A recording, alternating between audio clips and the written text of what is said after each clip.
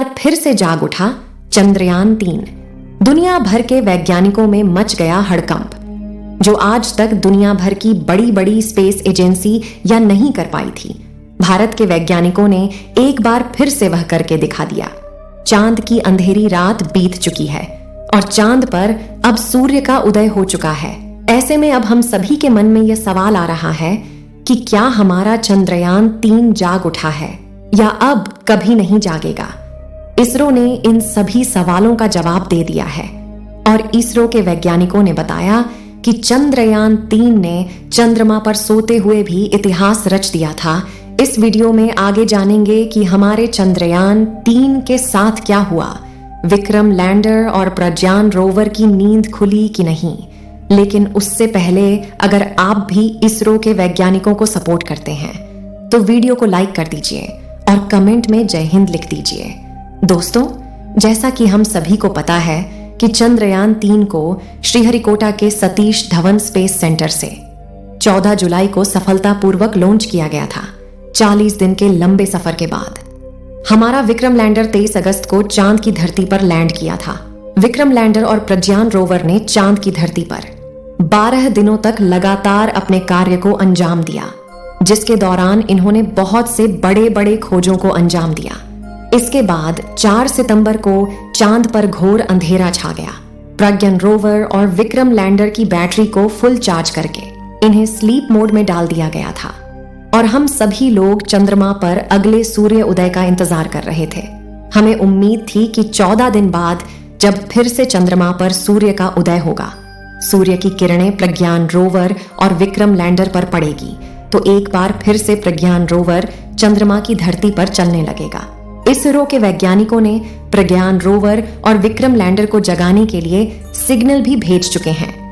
दोस्तों, जैसा कि हम सभी जानते हैं कि पिछले 14 दिनों तक चंद्रमा पर घोर अंधेरा छाया हुआ था, जिसके चलते चंद्रमा के साउथ पोल का टेम्परेचर -200 डिग्री सेल्सियस तक चला गया था। इतनी ठंड में कोई भी उपकरण काम करना बंद कर देगा। लेकिन अब चंद्रमा पर उजाला हो चुका है। वहां का टेम्परेचर अब 146 डिग्री सेल्सियस तक चला जाएगा और सूर्य की किरणें प्रज्ञान रोवर के पैनल पर पड़ने लगी है। हमारे इसरो के वैज्ञानिक बहुत ही बेसब्री से इस दिन का इंतजार कर रहे थे।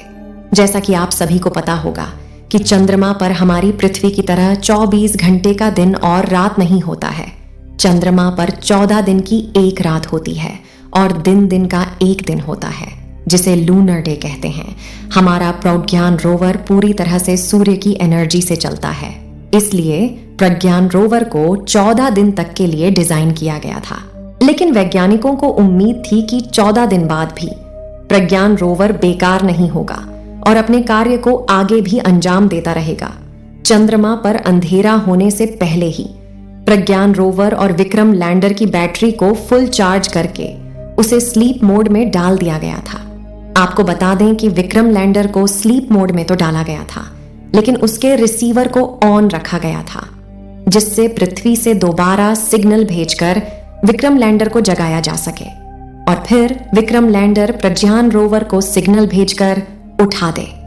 चंद्रमा पर 19 सितंबर को ही सूर्य का उदय हो गया था।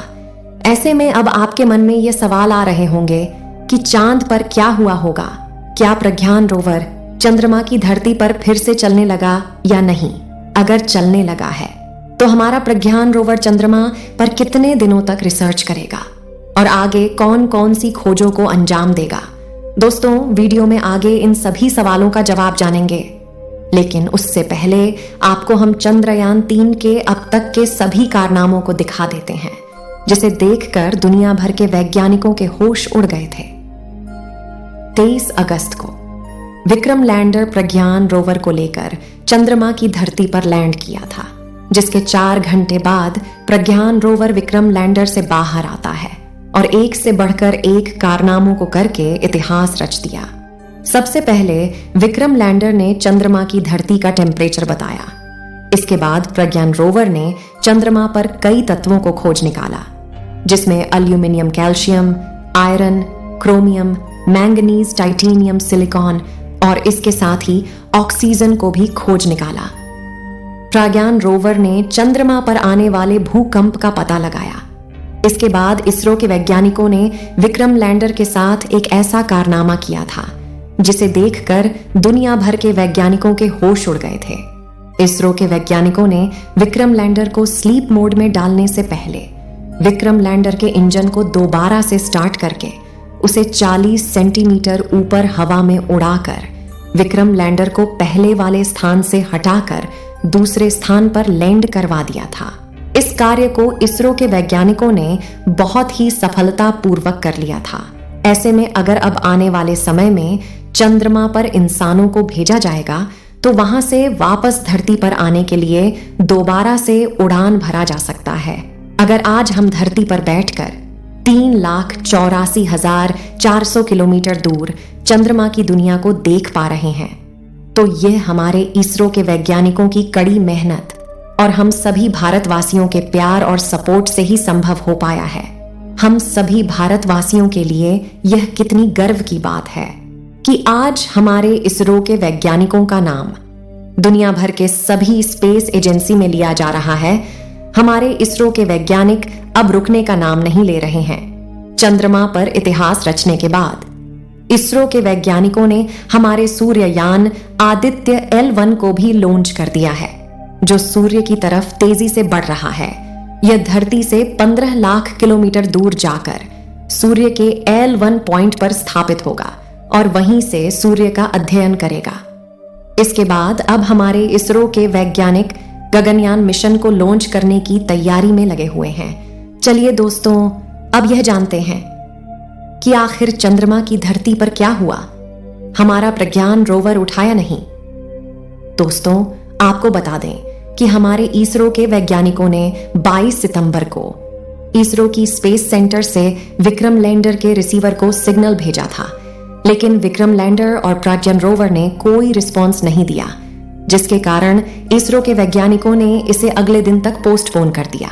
जैसा कि हम सभी को पता है कि चंद्रमा के साउथ पोल पर 14 दिनों तक घोर अंधेरा छाया हुआ था, जिसके चलते वहां का तापमान -120 डिग्री सेल्सियस से लेकर -200 डिग्री सेल्सियस तक चला गया था।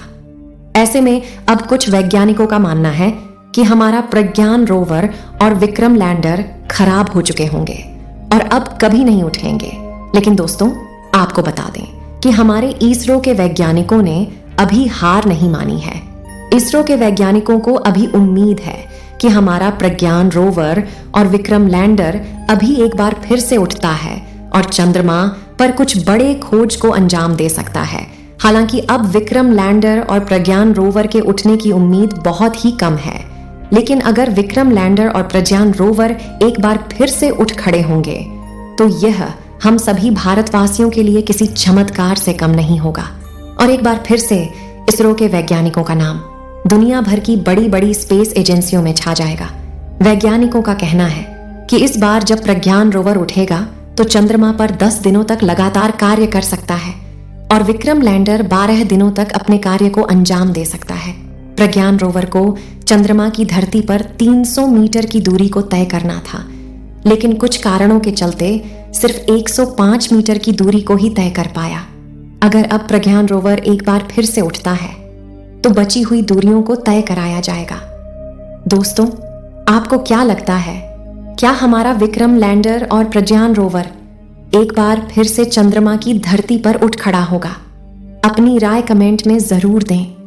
अगर वीडियो पसंद आई हो तो वीडियो को एक लाइक जरूर करें। ऐसे ही और वीडियो के लिए चैनल को सब्सक्राइब कर लें।